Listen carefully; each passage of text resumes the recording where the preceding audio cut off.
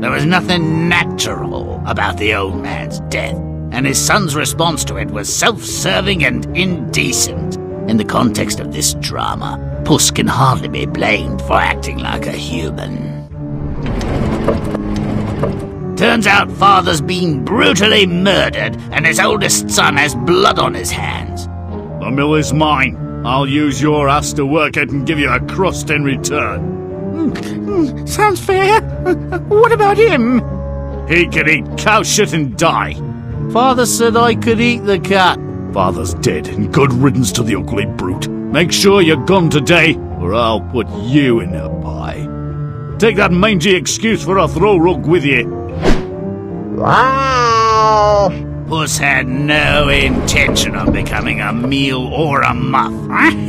You, being useless, will understand nearly nothing of what's to happen. Just stay out of the way. Can you manage that?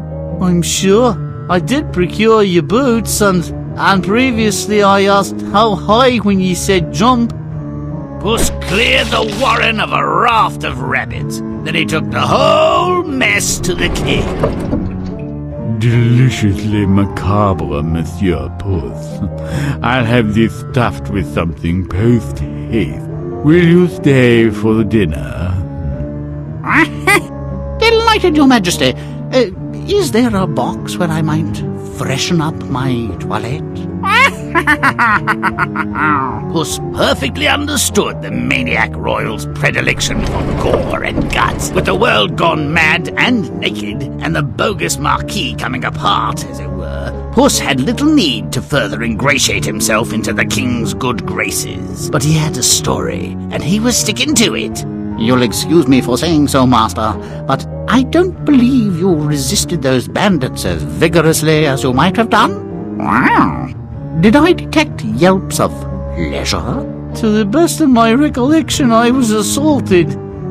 Well, do a better job of being miserable. The king will expect it. The king, in fact, was smitten with the cat. What he did for the hapless marquis was really for Puss's sake. This land belongs to the Marquis of Carabas, unless you can answer the following question. This is my land. This belongs.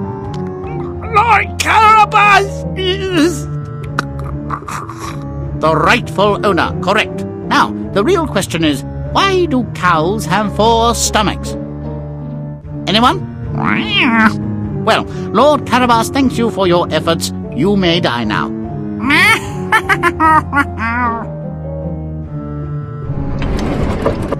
Whoever propagated this notion of good ogres never met one. Nasty bits of work ogres are. Rumours are so unkind, your ogreness.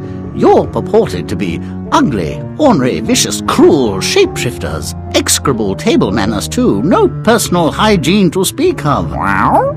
That's your ogre, I was told. Well, I won't deny it all.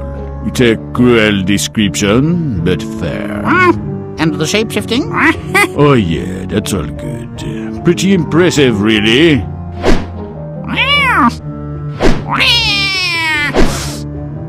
That's very nice, Your Magnificence. Outstanding! The elephant was brilliant, but what would really move me is if you could become a mouse. They are such frightening, resourceful creatures. But no, that would be too much to ask.